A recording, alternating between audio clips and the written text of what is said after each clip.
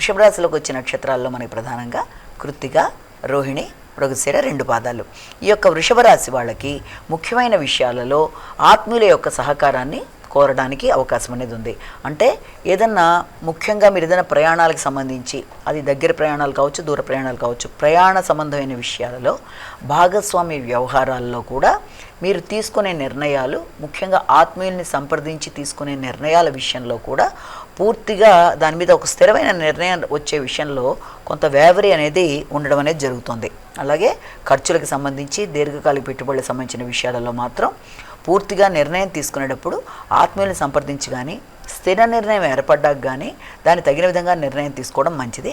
అలాగే విదేశీ వ్యవహారాలు, విదేశీ పర్యటనకు సంబంధించిన విషయాలలో కూడా ఈ రోజున కీలకంగా దానికి సంబంధించిన విషయాలలో చర్చలు, నూతన అవకాశాలు మొదలైనవి లభ్యమయ్యే అవకాశాలు, అలాగే ఆరోగ్య సంబంధమైన విషయాల మీద కూడా ఎక్కువ దృష్టిని కేటాయిస్తారు.